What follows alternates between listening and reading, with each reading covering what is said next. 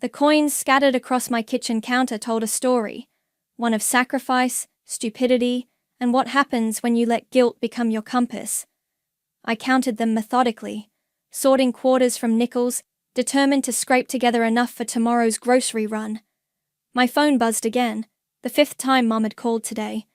I let it ring. My name is Summer, and I've been paying my parents' mortgage for 10 years. Not by choice exactly. More like a temporary fix that became a permanent prison. The irony? I can barely afford my own rent.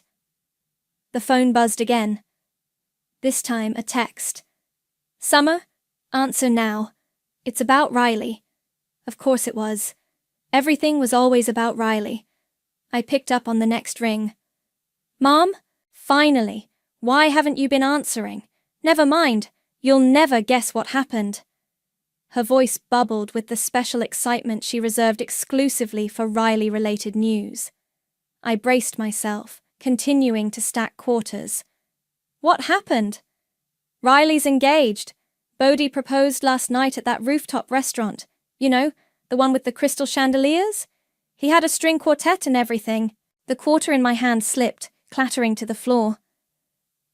That's wonderful, I managed. We're having a family dinner tonight to celebrate. 7 o'clock sharp at La Maison. Don't be late. I glanced at my sad pile of coins. La Maison meant at least $50 per plate. Mom, I can't. Don't start, Summer. This is your sister's engagement. You're coming. Before I could protest, she continued. Oh, and we need to discuss the wedding budget. Your father and I have been talking, and since you're the practical one with all that financial knowledge... My stomach dropped. Mom, it's just $50,000. That's nothing for someone as responsible as you. You've always been so good with money. The room started spinning. $50,000? Well, obviously, that barely covers the basics these days. Riley deserves her dream wedding, doesn't she? After all, she's your only sister. I looked around my cramped apartment, at the second-hand furniture, the peeling wallpaper, the stack of unpaid medical bills on my desk. 10 years of paying their mortgage meant 10 years of putting my life on hold. No savings, no house of my own, no future.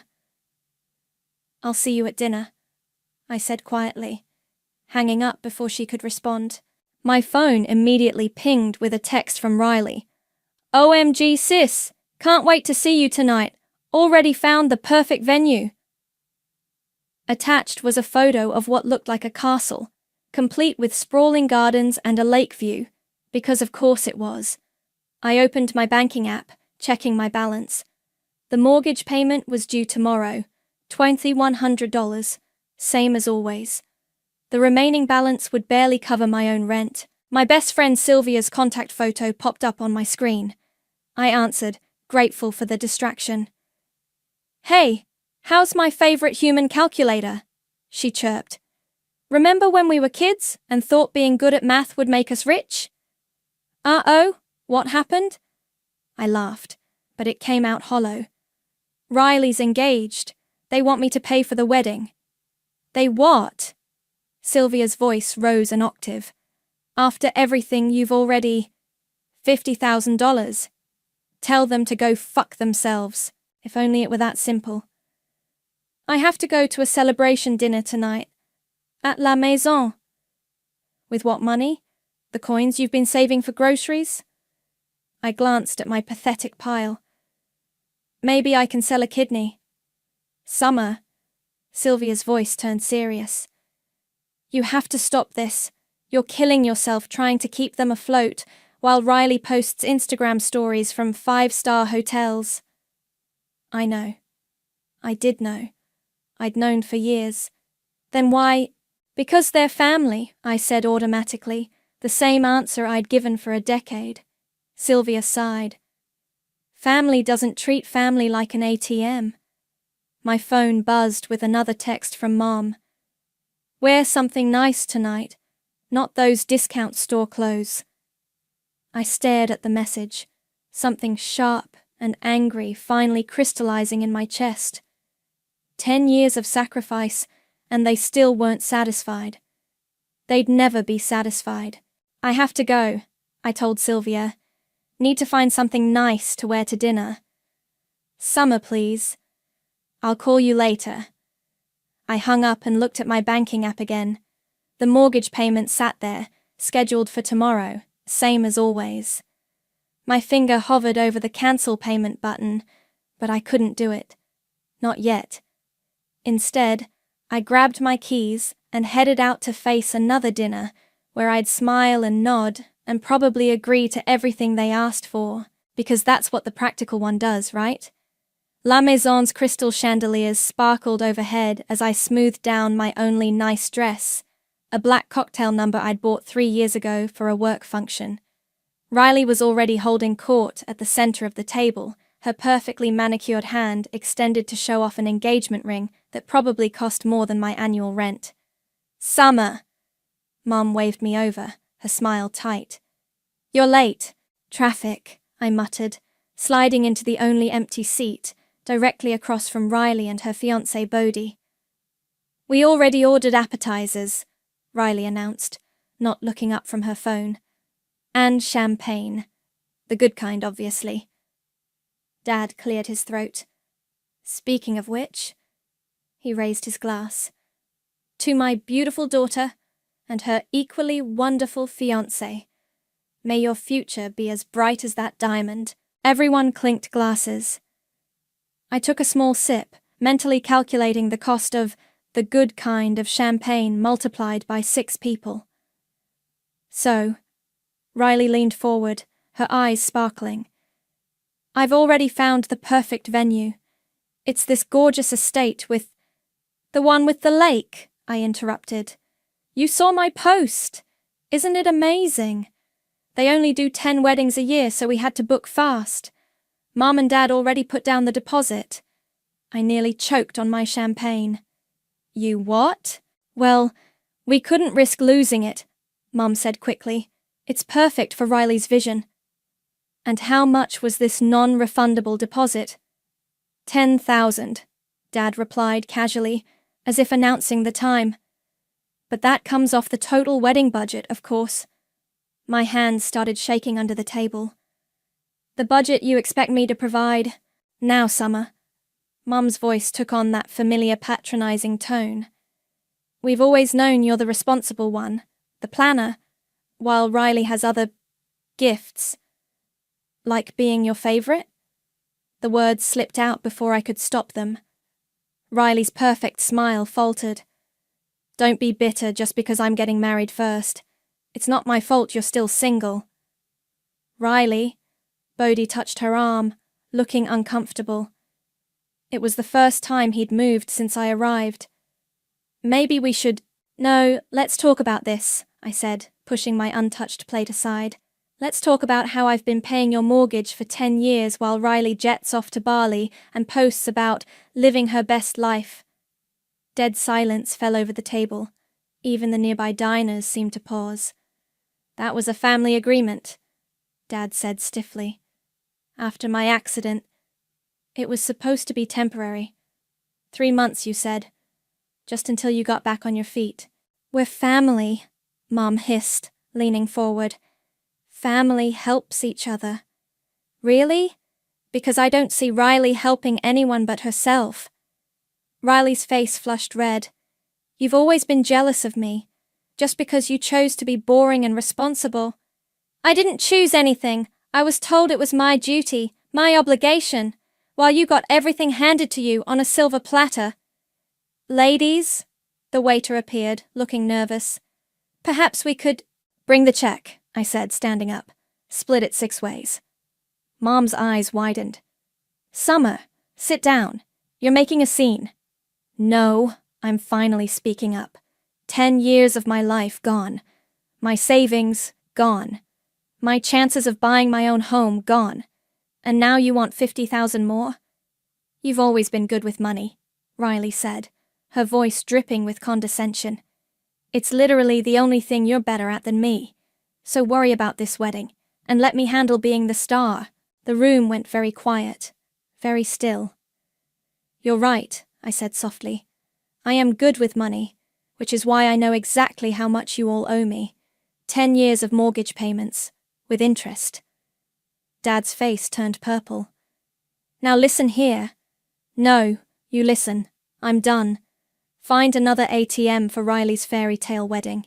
I quit. I turned to leave, but Mum grabbed my wrist. If you walk out that door, don't bother coming back. I looked at her hand, then at her face.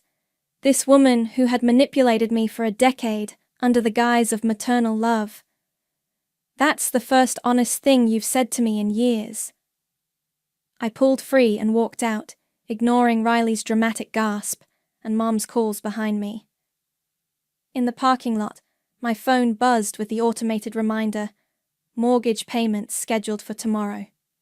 With trembling fingers, I opened the app, stared at the payment screen. 10 years of obligation stared back. Cancel payment? The screen asked. For the first time in a decade, I pressed yes. And somewhere deep inside, something that had been bound in chains finally broke free. The morning after the dinner disaster, my phone lit up like a Christmas tree. 15 missed calls, 37 text messages, 3 voicemails, all from Mum, each more hysterical than the last. I ignored them all and went to work. You look different, Sylvia said, peering at me over her coffee cup as I settled at my desk. Like you finally got that stick out of your... I canceled the mortgage payment. She spat coffee across her keyboard. Holy shit, you actually did it? And told them I wouldn't pay for the wedding. Double holy shit! She wheeled her chair closer. What happened? Before I could answer, a familiar face appeared in our cubicle doorway. Noah Moore, my childhood neighbor turned corporate IT guy, was leaning against the frame with his usual easy smile. Computer troubles? He asked. Life troubles, Sylvia replied, gesturing at her coffee-splattered keyboard. But while you're here... As Noah cleaned up Sylvia's mess, I pulled up my email. Another message from Dad. Your mother is beside herself. Call immediately. Delete. So, Noah said, finishing with the keyboard. Life troubles? Summer finally grew a spine, Sylvia announced proudly. Tell him. I hesitated. Noah and I had grown up next door to each other, had watched each other's lives unfold from opposite sides of a fence. He'd seen firsthand how my parents operated. I stopped paying their mortgage, I said quietly. He straightened up. About damn time. You knew? Sylvia demanded. Everyone in the neighborhood knew, Noah replied. We watched Summer work 3 jobs in college while Riley got a new car for her sweet 16. My phone buzzed again. Riley this time. Mom's crying because of you. Again. Why do you always have to ruin everything? I turned the phone face down. Hey! Noah touched my shoulder. Remember what your grandmother used to say? Family's supposed to lift you, not leash you, I quoted automatically. The memory of Grandma Lorelei hit hard. She'd been the only one who ever stood up to my parents. Smart woman, Sylvia said. What else did she say? A lot. I opened my desk drawer, pulling out the folder where I kept important documents. She left me a letter before she died, but I never opened it. Said not to until I was ready to face the truth about family. And are you ready now? I stared at the sealed envelope. Maybe. Open it, Noah encouraged. What's the worst that could happen? As I broke the seal, another document caught my eye. An old bank statement I'd filed away. Something about the numbers didn't look right. I pulled it out, scanning the details. My blood ran cold. What? Sylvia and Noah asked simultaneously. These payments, they're not just for the mortgage. My hands started shaking. There's a second loan here, co-signed by Riley. Noah leaned over my shoulder. When was this taken out? 3 years ago. The same time Riley had started her influencer career. the same time my parents had insisted on increasing my monthly payments for property taxes. They used your money to cover Riley's loan. Sylvia's voice rose in outrage. Not just that. I dug deeper into the folder. They used me as a backup plan. Every time Riley overspent, every time she needed bailing out. It came from your payments, Noah finished, his face darkening. Those bastards! My phone buzzed again. A text from Mom. The mortgage payment didn't go through. Fix it now. For the first time, I saw the message for what it was. Not a mother's concern, but a manipulator's demand.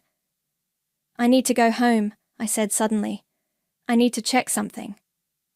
Want company? Noah offered. I nodded, grateful. Both of you?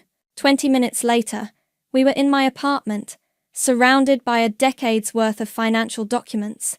Every statement, every receipt, every transfer, laid bare on my living room floor.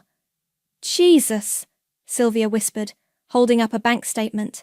They've been double-dipping for years, using your payments to cover both the mortgage and Riley's expenses. Look at these credit card statements, Noah added. All these charges, luxury hotels, designer clothes, first-class flights, they're all in Riley's name, but the payments came from your account. My phone kept buzzing. I kept ignoring it. What are you going to do? Sylvia asked softly. I picked up Grandma Lorelei's letter, still unopened. I'm going to read this. Then I'm going to make some calls. To your parents? No. I met their concerned gazes with steel in my voice. To a lawyer. The letter felt heavy in my hands, like it contained more than just paper, like it held answers I'd been too afraid to seek. Whatever's in there, Noah said quietly. We're right here. I took a deep breath and broke the seal, unfolding what would turn out to be my grandmother's final gift and my key to freedom. Congratulations, the realtor beamed, handing me the keys. The house is yours. I stood in the empty living room of my new home, my very own home, running my fingers along the freshly painted walls. It wasn't much, a modest 2-bedroom with a small yard, but it was mine. Every square inch belonged to me. My phone buzzed. For once, it wasn't my family. It was Noah. Did you get the keys? Just now. I couldn't keep the smile out of my voice. Want to see it? Already outside, I opened the front door to find him holding a bottle of champagne and 2 plastic cups. First house celebration? Absolutely. We sat on the floor of my empty living room, sharing cheap champagne and watching sunlight stream through windows that needed washing. Have they figured it out yet? He asked carefully. That I'm not coming back? No. I took another sip. They're still sending wedding vendor invoices like nothing happened. As if on cue, my email notification pinged. From Dad, subject line, urgent. Don't, Noah warned, but I was already opening it. Inside was a detailed billing schedule for Riley's honeymoon, a month-long tour of Europe's finest hotels. The total made my eyes water. We'll reimburse you later, Dad's note read. Family takes care of family. Something snapped inside me. After everything, the letter from Grandma Lorelei revealing the truth about the house's ownership, the decade of financial manipulation, the endless demands, they were still treating me like their personal bank. I hit reply. This isn't my problem. I'm done funding her fantasy. Sent, I announced, clinking my plastic cup against Noah's. To boundaries. To boundaries, he echoed. And to your grandmother's excellent timing. We both glanced at Grandma Lorelei's letter, now framed on my otherwise empty wall. Her words had changed everything. The house was never meant to be their playground. I left my half to you, Summer, because you were the only one who understood its value. They can't sell or borrow against it without your signature. Remember that when the time comes to choose between their comfort and your freedom. My phone rang. Mom's name flashed on the screen. Speaker, Noah suggested. I want to hear this. I answered. Mom's voice exploded through the speaker. How dare you speak to your father that way, after everything we've done for you? Everything you've done for me? I laughed. Like using my mortgage payments to cover Riley's shopping sprees. Silence. Then, we did what we had to do. Riley has special needs. Yeah, the need for designer handbags and 5-star hotels. You've always been jealous of her success. What success? Being an influencer while living off my money? You ungrateful little... Mom's voice turned venomous. You always were just an accident with a checkbook. The words hung in the air like poison. Noah reached for my phone, but I beat him to it. Thanks for finally being honest, Mom. I've got some honesty for you, too. I'm not paying for the wedding. I'm not paying for the honeymoon. And I'm definitely not paying your mortgage anymore. You can't do this to us. Watch me. I hung up and blocked her number, then Dad's, then Riley's. Noah was watching me with a mixture of pride and concern. You okay? Better than okay. I stood up, walking to the window. I'm free. My phone pinged with one final email notification. Riley had posted a new Instagram story, a video of her crying, captioning it, "When your own sister betrays you." The comments were already flowing in, her followers demanding details. Should we tell them the truth? Noah asked, reading over my shoulder. Not yet. I closed the app. Let them dig their own grave first. We spent the rest of the afternoon making plans for furniture shopping, picking paint colors, and imagining what this house could become. As the sun set, casting long shadows across my empty floors, Noah helped me hang up a home sweet home sign Sylvia had given me as a housewarming gift. Hey, he said softly. Remember when we were kids and you used to climb over the fence to escape your parents fighting? I nodded. You'd always leave your window unlocked for me. Well, he gestured to my new house, now you have your own escape. No climbing required. My phone had finally gone quiet. Somewhere across town, my parents were probably panicking about next month's mortgage payment. Riley was probably filming more tearful Instagram stories. Their carefully constructed house of cards was beginning to crumble. But here, in my own home, with my own keys, and my own life stretching out before me, I felt nothing but peace. Want to help me paint this weekend? I asked Noah. He smiled. Wouldn't miss it for the world. For the first time in forever, I was exactly where I wanted to be, and exactly who I wanted to be. No guilt, no obligations, just freedom, and it felt absolutely perfect. The rehearsal dinner invitation arrived like a declaration of war. Cream-colored paper, gold embossing, and my name conspicuously absent from the guest list. Riley was making a statement. Too bad I had a bigger one planned. You don't have to do this, Noah said, watching me adjust my dress in his car's rearview mirror. We were parked outside the restaurant, the same one where everything had imploded a month ago. Yes, I do. I pulled out the manila folder I'd prepared. They need to see exactly what they've done. Want backup? I squeezed his hand. Wait here? Inside, the private dining room buzzed with conversation. I spotted Riley holding court at the head table, Bodhi beside her, looking increasingly uncomfortable.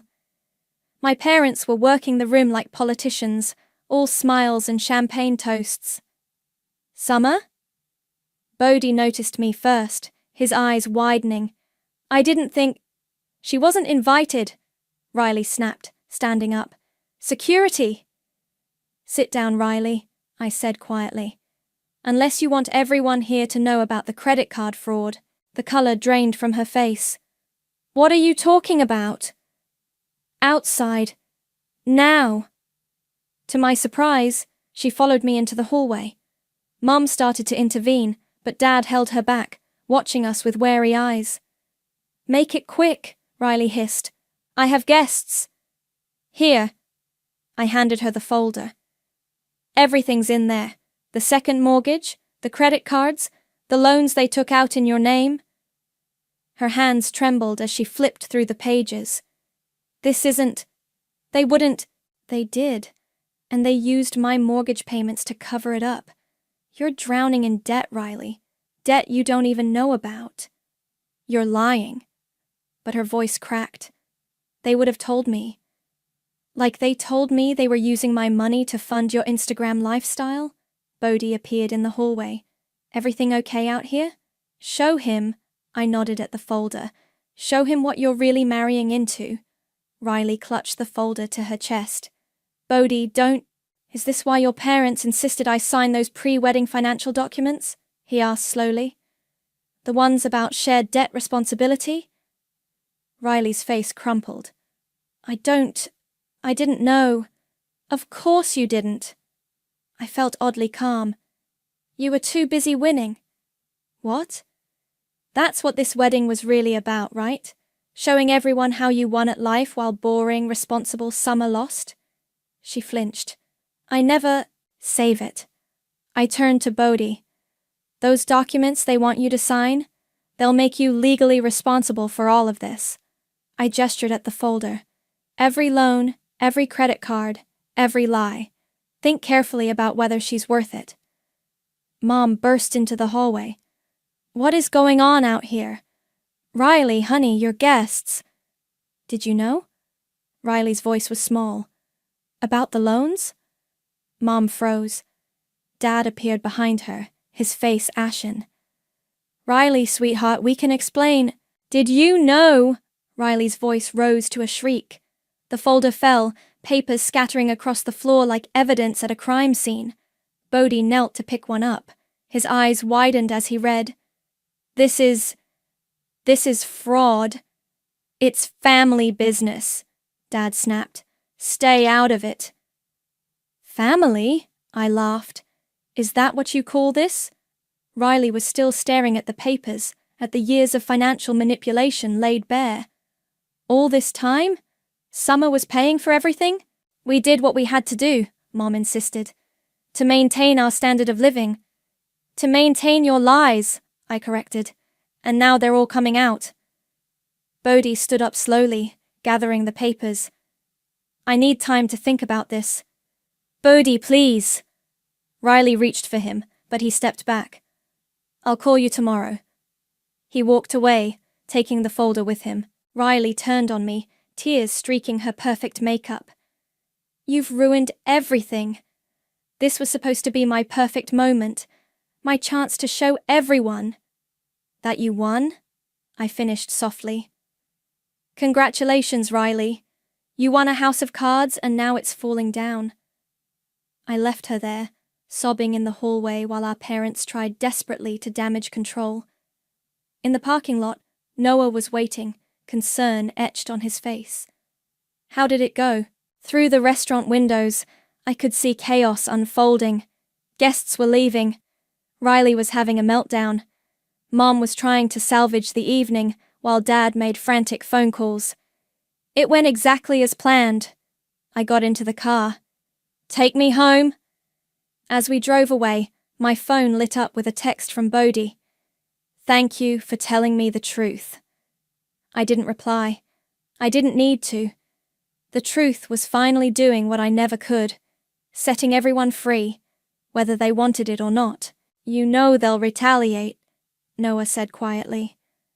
I smiled, thinking of Grandma Lorelei's letter and the legal bombshell still to come. Let them try. The morning sun streamed through my kitchen window as I made coffee in my own home. On my own terms. 3 weeks had passed since the rehearsal dinner disaster. 3 weeks of blessed silence. My doorbell rang. Sylvia and Noah stood outside, carrying bags of groceries. First official dinner party? Sylvia grinned, holding up a bottle of wine. As long as you're both cooking, I laughed, letting them in. Unless you want food poisoning. We settled into an easy rhythm, Sylvia chopping vegetables, Noah handling the pasta, Me setting the table with my newly purchased dinnerware. Everything in this house was mine, bought with my own money, no strings attached. "Have you heard anything?" Sylvia asked, sliding vegetables into a pan. Radio silence. Even Riley's Instagram has been quiet. "That's a first," Noah commented, stirring the sauce. "No more crying selfies?" "Nope. And the wedding's been postponed indefinitely. Bodhi moved out last week." Sylvia whistled. "Karma's finally showing up to work." My phone rang, shattering our peaceful moment. Mom's number flashed on the screen. "Don't," Noah started, but I was already answering. "Summer!" Mom's voice was hysterical. "We got a notice from the bank. They're saying foreclosure."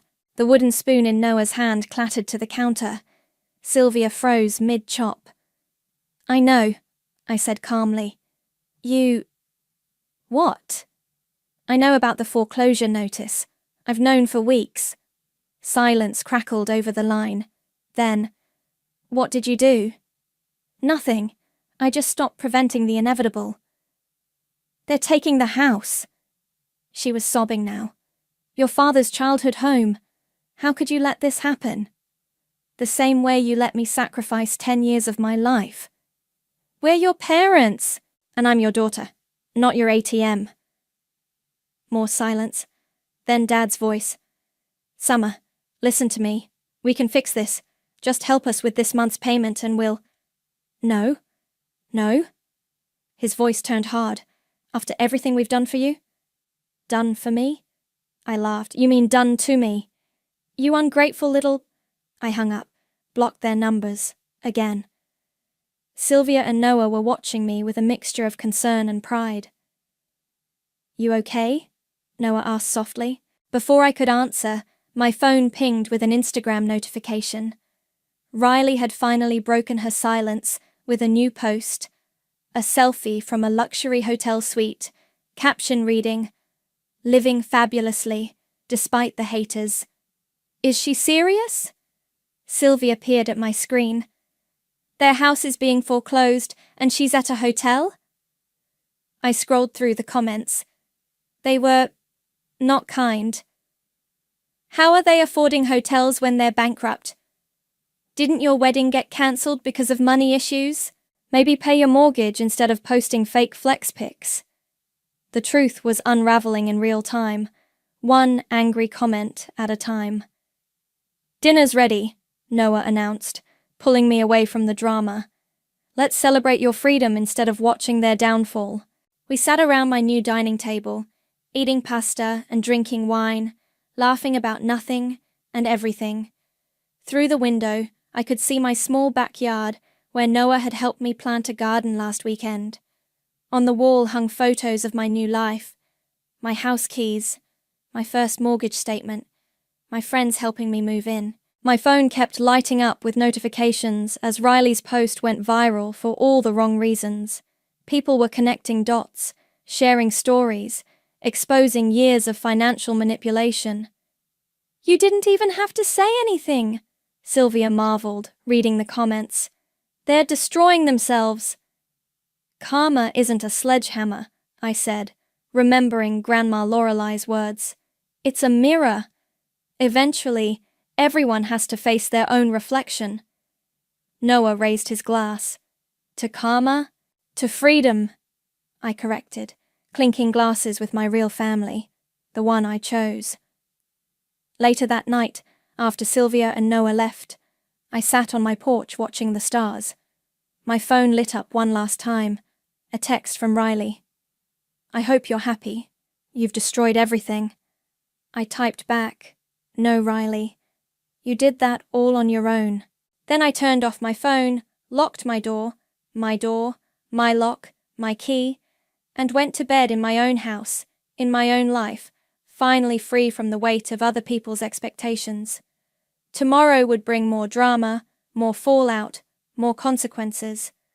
But for tonight, I had pasta leftovers in my fridge, flowers growing in my garden, and peace in my heart. And that was worth more than all the mortgage payments in the world. The lawyer's office was colder than I expected, all glass and steel and expensive silence. Mr. Patterson adjusted his glasses, reviewing Grandma Lorelei's documents one last time. "Well," he said finally, "your grandmother was quite thorough." "Meaning?" "Meaning she knew exactly what your parents would do, and she prepared accordingly." He pulled out a thick folder. The house wasn't just split ownership. She put specific conditions in place. Noah squeezed my hand under the table as the lawyer continued. "Your parents could only maintain their half of ownership if they kept the property free of additional liens or mortgages. The moment they took out that second mortgage without your knowledge, they violated the terms," I finished. "Exactly. Which means full ownership reverts to you." He slid a document across the desk. "You can do whatever you want with it." My phone buzzed. Another hysterical voicemail from Mom about the foreclosure. I ignored it. "What are my options?" "You could keep it, sell it, or—" He paused meaningfully. "Let the bank take it." The weight of that power settled over me. 10 years of payments, of sacrifice, of manipulation, all leading to this moment. "There's one more thing," Patterson added, pulling out an envelope. "This just cleared probate. Your grandmother left specific instructions for it to be delivered now." My hands trembled as I opened it. Inside was a letter, written in Grandma Lorelei's familiar scrawl. "My dearest Summer, if you're reading this, you've finally learned to put yourself first. Good. Now listen carefully. That house was meant to be your inheritance, your safety net, your fresh start. Instead, they turned it into your prison. They used your love against you, your sense of duty against you, your kindness against you. But you're stronger than their manipulation, smarter than their schemes. And now, you have the power to end it. Don't let guilt stop you. Don't let their tears manipulate you. Sometimes the kindest thing we can do for others is to let them face the consequences of their actions. I love you, my brave girl. Choose yourself. Love, Grandma." A tear splashed onto the paper. Noah's arm went around my shoulders. "What do you want to do?" he asked softly. Before I could answer, my phone rang. Dad's number, from a new account. "Summer, please," he begged when I answered. "The bank's moving forward with foreclosure. We'll be homeless." "No, you won't. You'll just have to live within your means for once. We can fix this. We'll sign whatever you want." "That's the problem, Dad. You've been signing things you shouldn't for years. Using my money to cover Riley's debts. Taking out loans you couldn't afford." "We did it for the family." "No," I said firmly. "You did it for yourselves." I hung up and turned to the lawyer. "What do I need to sign?" An hour later, it was done. I'd signed away my claim to the house, allowing the bank's foreclosure to proceed. No more fighting it. No more fixing it. No more enabling their financial disasters. As we left the office, my phone exploded with notifications. Riley had gone nuclear on social media, posting screenshots of text conversations, bank statements, everything, trying to paint herself as the victim. But the comments weren't on her side. "Wait, your sister paid your parents' mortgage for 10 years while you lived luxury. So you knew they were using her money to fund your lifestyle. No wonder your fiancé left." "Don't read those," Noah said, taking my phone. "Let's go home." But we only made it halfway to the car before I saw them, my parents, standing by my car, looking defeated. "Summer?" Mum stepped forward. "Please. How did you find me?" "Riley saw you come in." Dad wouldn't meet my eyes. "We had to try one last time." "It's over," I said quietly. "The house is going to foreclosure. I've signed the papers." "You can't do this to us." Mom's voice rose hysterically. "We're your parents." "Yes, you are. And you taught me my final lesson. Sometimes love means walking away." They stood there, speechless for the first time in my life, as I got into my car. Noah took the driver's seat, starting the engine. Through the rearview mirror, I watched my parents grow smaller, their empire of lies crumbling around them. My phone lit up with one final text from Riley. "I hope you're happy. You've destroyed this family." I typed back, "No, Riley. The family was destroyed long ago. I just stopped pretending it wasn't." Then I turned off my phone, leaned back in my seat, and let Noah drive me home. To my house, my life, my future. Sometimes karma doesn't come when you deserve it. It comes when you're finally ready to let go. The morning sun warmed my face as I tended to my garden, pulling weeds and checking on the tomatoes Noah had helped me plant. A familiar rumble drew my attention to the street. A moving truck, parking in front of my old family home. I straightened up, watching as workers began emptying the house. The foreclosure was finally happening. My phone buzzed, a text from Sylvia. "Are you watching?" "Yes," I replied. "Want company?" "Already have some," I texted back, as Noah appeared with 2 cups of coffee, handing me one. We stood in my garden, watching silently as years of accumulated possessions emerged from the house. Designer furniture, expensive artwork, Riley's childhood trophies, Mom's precious china collection. "Summer?" I turned to find Bodhi standing at my garden gate, looking uncomfortable. "Hey," I said carefully. "Didn't expect to see you here. I came to return this." He held out a small velvet box, Riley's engagement ring. "And to say thank you." "For what?" "For saving me from making a huge mistake." He glanced at the moving truck. "I checked the documents you showed me. Called off the wedding just in time." "I'm sorry," I said, and meant it. "Don't be. Better to know now than after signing those papers." He hesitated. "Have you heard from them?" "Not since the lawyer's office." A car screeched around the corner, Riley's red convertible. She jumped out, running toward the moving truck. "Stop! You can't take those things. They're ours." The workers ignored her, continuing their work. Mum and Dad weren't far behind, pulling up in their luxury SUV that they somehow still hadn't sold. "Summer?" Mom spotted me in my garden. "Are you happy now? Looking at your handiwork?" "This isn't my handiwork," I called back calmly. "This is yours. All of it." Riley spun around, finally noticing Bodhi. Her face crumpled. "Baby, please." "Save it," he said quietly. "I came to return this." He set the ring box on the sidewalk and walked away without looking back. Riley's scream of rage echoed down the street. "This is all your fault!" She stormed toward my gate. "You couldn't stand seeing me happy." "Happy?" I laughed. "Riley, you were never happy. You were just better at pretending." "Girls, please." Dad stepped forward. "We can still fix this." "No," I cut him off. "We can't, and that's okay." "Okay?" Mom's voice rose. "How is any of this okay?" I gestured to my house, my garden, my life. "Because I'm okay. For the first time in my life, I'm actually okay." Riley lunged forward, but Noah stepped between us. "That's close enough." "Oh, look who finally got a boyfriend," she sneered. "Took you long enough." "Actually," Noah smiled, taking my hand, "I got a partner.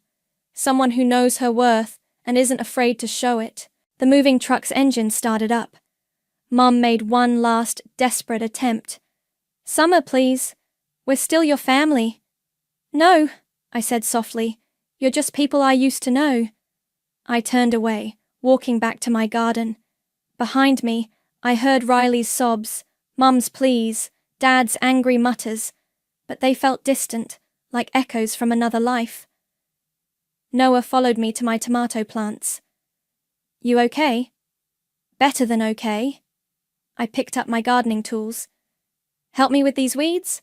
We worked in comfortable silence while the drama played out behind us. Eventually, the moving truck pulled away. The luxury SUV followed. Riley's convertible screeched off last, leaving only tire marks and echoing silence. I stood up, brushing dirt from my knees, and looked at my former home. Empty now, like it should have been years ago. "What now?" Noah asked. "Now?" I smiled. "Now I live my life."